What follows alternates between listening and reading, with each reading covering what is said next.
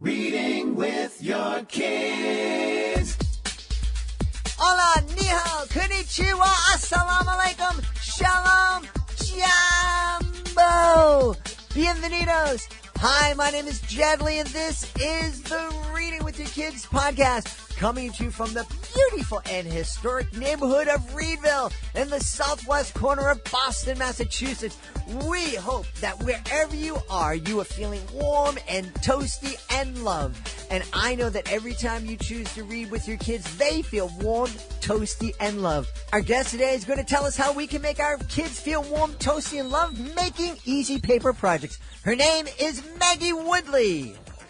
Wow, if you are listening to this show on November 23rd when we published it, then you need to know that tomorrow is the start of the Chicago Toy and Game Fair on Navy Pier in Chicago. I am so excited. I am so excited about this. Is the largest toy and game fair in North America.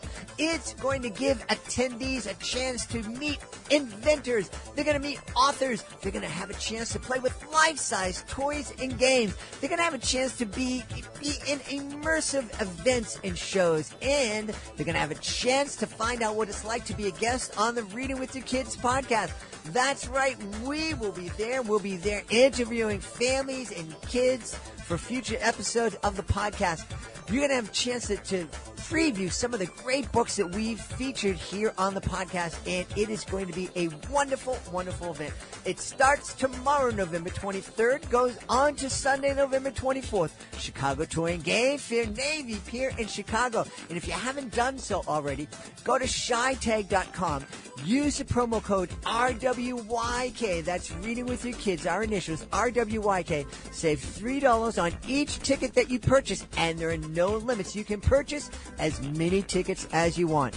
That's shytag.com. Use the promo code RWYK. See you in Chicago. One of the reasons that I am so excited about the Chicago Toy and Game Fair is I'm going to have a chance to introduce you to Little Pearl's Reflections by Sarah Ann Kinnear. Sarah Ann Kinnear, she was on our show a while ago. She is a former teacher and principal. She was an educator for over 35 years. She worked in classrooms. She worked behind the scenes, educating kids, creating innovative curriculums. Her series, Little Pearl's Reflections, they're filled with suspense and surprises. And kids are going to have a chance to meet talking animals, plants, and even a talking river. Sarah lives with her husband and her dog Huey in Pensacola, Florida, and she brings all the love and the joy she experiences with her family into Little Pearl's Reflections. You're just going to love Little Pearl's Reflections. They're fantastic books. They're colorful, and they're a whole lot of fun. Like, for example, one of the books in the series is called The Song of the Unicorns. You know how much kids love unicorns. Well, you can check it all out at our booth at the Chicago Toy and Game Fair. It starts tomorrow.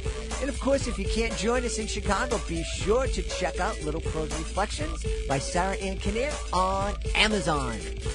And if you do come to our booth at the Chicago Toy and Game Fair, please be sure to check out The Guardian of the Dream Tree by Heather Winona Ellis. The beast rising, breaking from its fiery hole, scratching and clawing and spewing its fear and poison, spells of doubt, brooding, a stench of nightmares, children's eyes tearing, bedtime dreadful and dreary, awakened in cold sweat. Parents are all perplexed, dark circles under the children's eyes, sullen and meek and weak, tired, turned slowly to death. What will happen next? Can you imagine how much fun you'll have reading this fantastic middle grade book aloud with your tweens and teens? It's just an amazing family time, and it's a wonderful, wonderful book that will spark lots of fun, lots of smiles, and lots of discussions with your kids. You can check it out at our booth at the Chicago Toy and Game Fair. Check it out. Hold the book in your hand. Guardian of the Dream Tree by Heather Winona Ellis is also available on Amazon. joining us right now from London in the United Kingdom. I'm really, really excited. We're talking today to the author of Easy Paper Projects. Please welcome to the show, Maggy Woodley. Maggie, how are you? Hello, very well, thank you. Thank you for having me. I'm excited to be here. I'm really excited to have you here. I have told the folks who listen to the show on a regular basis on a number of times that we receive literally every time I go down to the post office, there's a half a dozen books from different publishers and authors that come in. And we bring them home and we open them up, and my wife will take a look at some, and if she likes them, she'll consider bringing them into her classroom. She saw your book and opened up the first page and just looked inside, and she said, "This is going with me." It went right into her bag. Wow! And wow, into her that's classroom. Amazing. I did have a chance to kind of thumb through the book, but with that kind of seal of approval from my wife, I knew I had to have you on the show. Oh, that's amazing. That's really, really heartwarming to hear. I'm so pleased. So, the title tells us that Easy Paper Projects is about some easy paper projects that we can create with our kids. Am I right? Yep, that's right. So the reason why I think your wife might have really liked the book, and I'm hoping that's the reason, is when I wrote the book, I was thinking about. So I've got a blog and I've got a YouTube channel, and I've written another book before, but that was about 5 years ago. But on my YouTube channel, I've got loads of kids who watch my crafts. And over the years, so it's been 5 years I've been on YouTube itself, I realized that actually a lot of kids don't have a lot of materials, or there's not much space, or the parents, and it's not the parents' fault at all, I'm not judging anyone, but they just don't have time for the mess of other crafts where there's lots you need to get out and there's things everywhere. And that's sort of where the paper projects books came from. So I'm kind of really pleased that you told me the story about your wife, because it is also really perfect for the classroom where resources are limited, where, most teachers do have paper and scissors and glue sticks, but they don't always have all the other stuff to go with it. So I'm just so pleased that resonated instantly with her and that she saw it, and that hopefully her students are enjoying it as well. Oh, they absolutely are. Now tell me, how did you get into creating Easy Paper Projects? Well, again, it was a journey. So crafts is something opposed to art. So craft is something that I've always enjoyed as a child as well. I always enjoyed the process of bringing something innocuous together and making something new and wonderful. I particularly like recycling or in that sense also paper crafts, because paper is something so simple and yet actually it's quite magical. But so in the blog that has been around for about 10 years now, I kind of do everything. So a little bit of sewing, crafting with nature items like, pine cones or similar. But the paper again came about very much from the YouTube channel. So I noticed again that the kids that are watching my videos, or that are particularly enjoying my videos, are the ones where there's more paper-based crafts. Again, just because it's simple, it's straightforward, they can do it, they can have really, they can learn something, they can then take what they've learned and create something of their own, so you can expand on it. So again, it was just a sort of a gradual progression. So I mean, if I were to write another book, it might be on a different topic, might not be paper, but I was just ready. I had that paper crafts book in me, thanks to my YouTube kids and their feedback. Well, that's wonderful. You mentioned a couple of things that I want to talk about. But first, one of the things you mentioned was, creating crafts, creating things, with recycled goods. And I consider myself an artist in terms of performing artist and performing educational magic shows, and I'm an author, and so I'm kind of like an artist in that way. But I've never thought of myself as a visual artist, and always struggled with that. But there was one moment in my life where a friend of mine and we won an art award, and it was for creating something with recycled goods, and we. In 8th grade, we created a woman with pieces of scrap wood. Wow, and, that's amazing. And it was just kind of silly. We just kind of threw this thing together, and we, 8th grade boys, I think we were kind of giggling a little bit as we were creating this woman. But we won the award, and it was amazing. It's the only time anything that I've done visually has been considered a winner. You see, but this is why I love recycled materials, because they are non-threatening. They're something that you can use, and if you cut in the wrong place, or you saw the wrong bit off, or you paint it in the wrong color, it doesn't matter.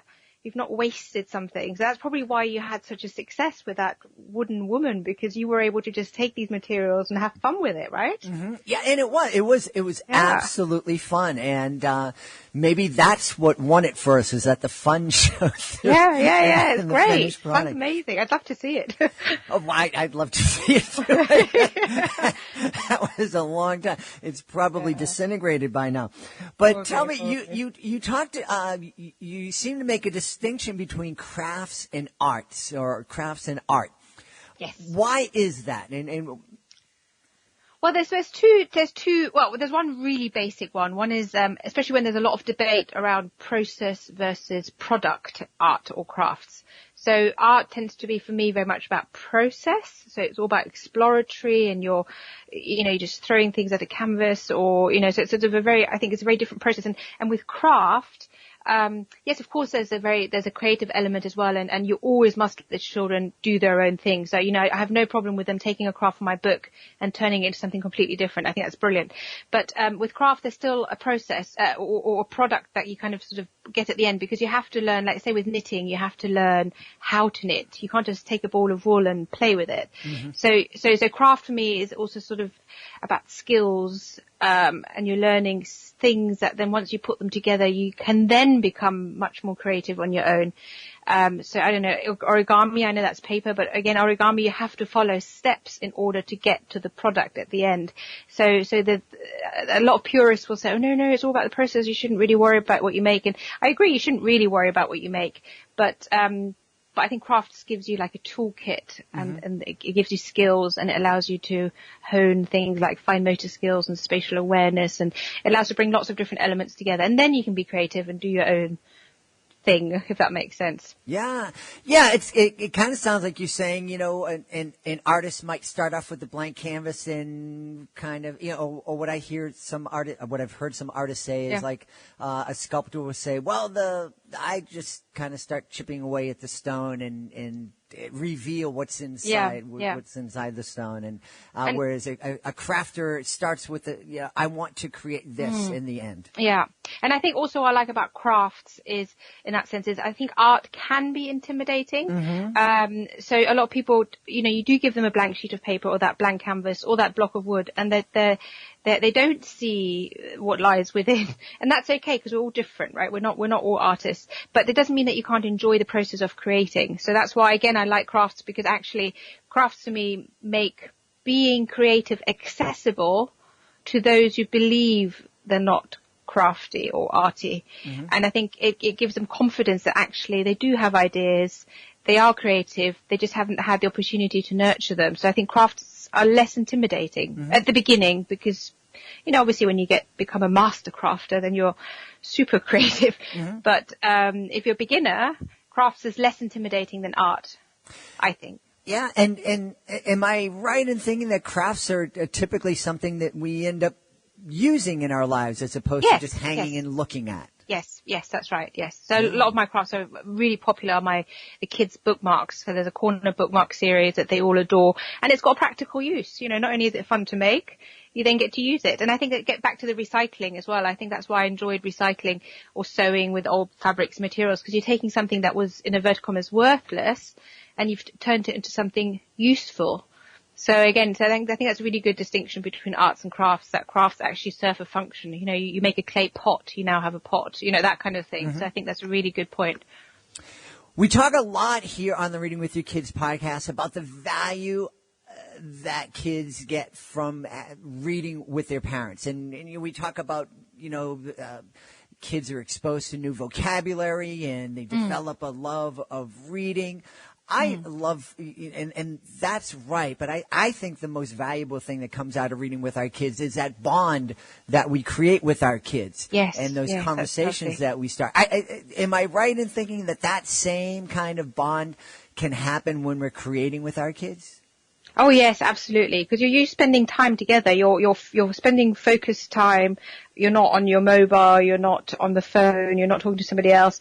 And actually, I think my love for crafting came from when I was a very young child and sitting down on a dreary winter's day, making little pine cone animals with my granny. Right? It's a really special memory, and it's a very short. It's not like a prolonged thing that we did like for hours and hours, but it was just this cozy, contemplative, if I can say that word properly, togetherness, calmness. You're just chatting quietly, maybe not saying something for a little while. So it's just a nice way of being together. I totally agree. I think it's a really lovely way of spending time.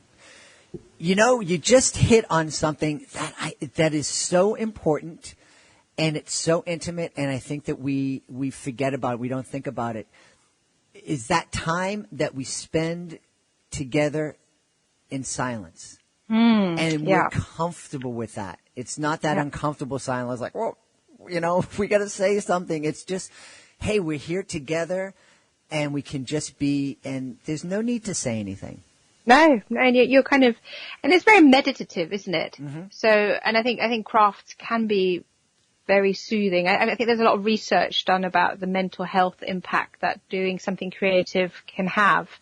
And I think crafts totally fit into that because there is something very calming and soothing and, quiet. And I think that, like you say, that silence together is actually quite special. Yeah.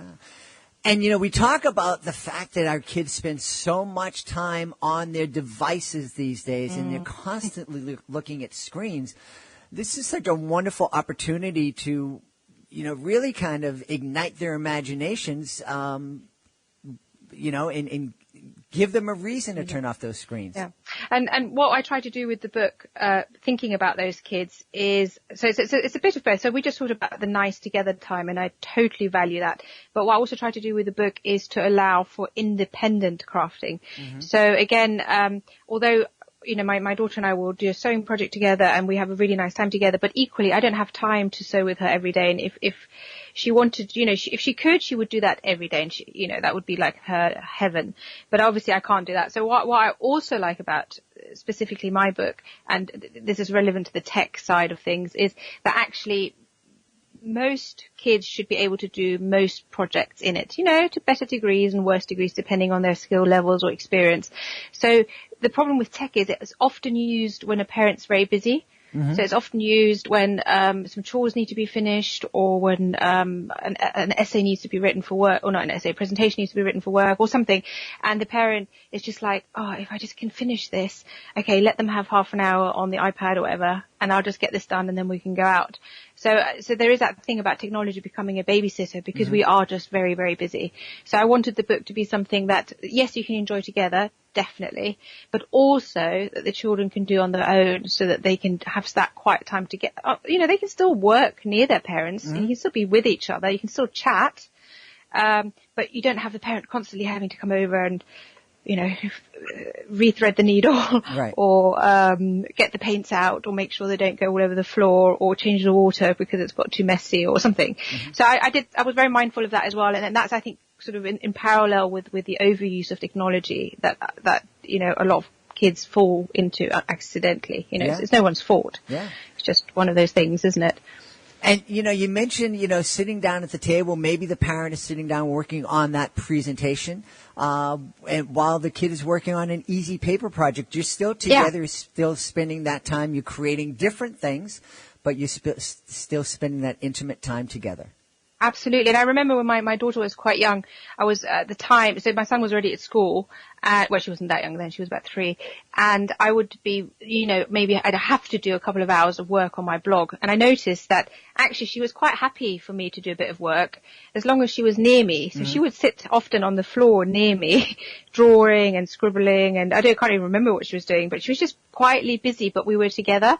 And I just remember thinking that was a really interesting time, because although of course I was absorbed doing my bit of work, it worked, as long as I didn't do it all day, obviously, but it worked for certain periods of time, and it was still that togetherness, even though we were both absorbed in what we were doing. And that's what she likes. She just likes being near me. It doesn't have to always be right, do this with me, do this. I mean, obviously if I'm sewing, yes, but you know what I mean? It's, yeah, I think you can have that special, you can still be together, but working on different tasks. What can you share with us maybe a couple of projects that we can do with our kids that will inspire families to get out there and want to pick up easy paper projects? Well, I'm not quite sure when you're going live on this, but I think it's quite soon. If it is, then I would say there's a card making section in it. And just because Christmas is coming up, and if you love sending cards to relatives, you know what, I think handmade cards are really special. You can't maybe make handmade cards for everyone, but you can make handmade cards. And the book, the way it's set out is that I show you a couple of techniques, and then I go, right, now I've shown you how to do this very basic way of making a card. You go off and design your own. So there's loads of opportunities for learning something in the book and then making your own set of personalized Christmas cards for your friends and family. So that's what I would say. It's like, go and get those lovely cards made and make it special for somebody that you care about. Now, we talking about just taking a piece of paper and folding it in half and drawing a picture on it? Oh, no. Well, I mean, obviously that's really nice too. We never knock that. What I like is I particularly like, pop-up cards. So they sound complicated, but once you've understood the principle, you realize actually this is really straightforward and they can be customized really quickly and easily. So it's not that you're going to spend hours. So it's basically taking so if you fold a piece of paper and draw a picture on it, it's actually taking that picture you've just drawn and turning it into a really simple pop-up. It's basically the same art process because you've had to draw a picture, but I show you how to then make it into a pop-up really quickly and easily, and I think it's really fun. But that's me. I love pop-up cards. I think they're so cute. And the kids like them. You know, you open them up and it's that little bit of surprise. Oh, absolutely. Absolutely. That would be such a very cool project to do. How did you become, and develop your expertise? In crafts generally or paper crafting? Or both? Or both. Or both. So I think, crafts, like I mentioned before, it is something that I've always enjoyed as a child. So I've always had an interest. And I think like with all things in life, actually, the more you do it, the better you get at it. So for example, I'm quite good now at cutting out a circle freehand, which 10 years ago, I probably made more of an egg. So so some of it is practice. And other things, the other side of it is the more you're absorbed with the topic, the more ideas you get. So again, because my day to day is all about crafting because of my website and my YouTube channel, you know, every day I'm seeing things and the creative process works that, you know, you'll see something and don't even remember that you've seen it, and then you go somewhere else and you see something else, and then the two sort of merge and you create something new.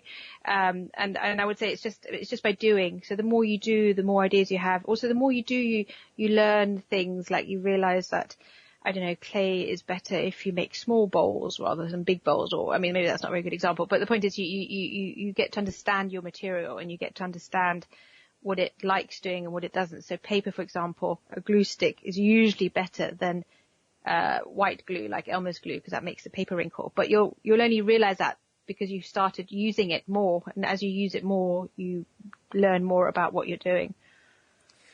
That's so cool. And I just love the idea of helping, sitting down and helping children kind of develop their self-esteem by starting with something that looks like nothing, like a piece of paper and some glue sticks, and helping them create something that they can have fun with, that they can play with, that they can share with others, and that can last for a long time. Yeah, absolutely. And again, the book is really much about building that confidence, because I do hear, and it makes me really sad, but again, it's no one's fault. So I'm really big on that. But I do hear so many kids who say, oh, I'm no good at art, or I can't do that, or I've never made that before, or, you know, so I help at my kids' school sometimes with projects and stuff. And I just feel so really sad for them, because I genuinely believe that everyone can, especially when it comes to crafts, because there is a process to follow. And if you follow the process, you will get a decent result, you know, and yes, over time that result might be even better or more or neater or something, or you might add more of your own elements. But I do believe that you can enjoy art and crafts if you follow a process, and you can build that confidence. And once you've got that confidence, it gives you the confidence to try out other new things. So I really encourage that throughout the book, that, you know, to make the kids think about what else could they make, what new things could they do, what have they just learned and how can they use it in a different scenario. So I might have made a birthday card, but actually definitely one that you can make for Christmas, or that kind of thing. It's just sort of so firstly giving them the space to learn, and then the confidence to grow outside that on their own. Awesome. One of the things I often tell young kids, if they're in a magic class that I'm teaching and they get frustrated and they say, I can't do this, I always tell them, you're not allowed to say that. You can say, I can't do this yet. Yes. That's such a good thing to say. I love that. That's Absolutely. Really good. Well, tell everybody where they can go online to find your YouTube channel and to find out more about Maggy Woodley and Easy Paper Projects. Great. So I'm online known as Red Ted Art, so like the teddy, and I have a little teddy bear as a logo as well. So Red Ted Art, and that's on the website.com and YouTube and Facebook and Instagram. So look for me there and hopefully you'll find it. And the book is available. So it's online on places like Barnes & Nobles, Amazon, all the usual places. So really easy to get hold of and hopefully get hold of quickly and enjoy before they all sell out for Christmas. Costco is going to have them in the run up to Christmas as well. So that's a really good, always exciting place to have the book being sold. Yeah, one of the things that I don't think people realize that Costco is like one of the biggest booksellers in the world, certainly in the United States. Yeah, to be honest, I didn't know that until my publisher said, we're so excited, Costco's taking 13,000 of your books. Wow. I was like, wow, that's a huge number. So let's hope they sell them all, right? And don't send them back. Absolutely. Yeah. Well, we've had such a blast speaking to the author of Easy Paper Projects, Maggy Woodley. Maggie, I'm so happy. I can't wait to go into my wife's classroom and work on some of these projects with their kids. Thank you so much for being part of the show. Great. Thank you so much for having me. Please be sure to join us for the next edition of the Reading with Your Kids podcast. We'll be talking about a really fun book. Our guest is going to be Isaac Stewart. He's going to be telling us about Monsters Don't Wear Underpants. Whoa, it's going to be a lot of fun. If you are the author of a great children's book, I bet you were surprised when your book was published and you got that first author's copy and you discovered that now you were the head of marketing for that book. That's right. I bet you were amazed that when you became an author and your book was published, you actually became the CEO of the Selling That Book Company. Oh, that's like kind of an awkward name for a company. But you know what I mean. You know what I mean. And the difficult thing is that authors, for the most part, they weren't created to market books, especially independent authors or authors who publish with a really tiny publisher. You're left to do it all by yourself. And it can be really daunting. Well, you don't have to do it by yourself. We can help you. We have this wonderful program. It's called the Reading with Your Kids Certified Great Read Program. We have a panel of evaluators, teachers, parents, and kids. And if they believe that your book is worthy of 4 or 5 out of 5 stars, it becomes a certified great read. And with that status comes a number of fantastic tools that can really help your book stand out from the crowd of books that are published every single month. Check it out today at our website, readingwithyourkids.com. I want to thank the folks who made today's show so very, very wonderful. Of course, I want to thank our guest, Maggy Woodley. Please be sure to check out Easy Paper Project. Also want to thank our sponsors today. Want to thank Sarah and Kinnear. Check out Little Pearl's Reflection. And we also want to thank Heather Winona Ellis. Please be sure to check out her book, Guardians of the Dream Tree. It's available on Amazon, and you can also check out both books at our booth at the Chicago Touring Game Fair, November 23rd and 24th. That's tomorrow and the next day at Navy Pier in Chicago. Also want to thank my amazing producer, Fatima Khan. I want to thank my beautiful wife for all the support she gives me. I want to thank all you the doggies for having my back here in the studio. And I want to thank you. Thank you so much for taking the time to join us today. And as always, thank you so much for taking the time to make the world a better place by reading with your kids. I'll be looking for you in the next edition of the Reading with Your Kids podcast.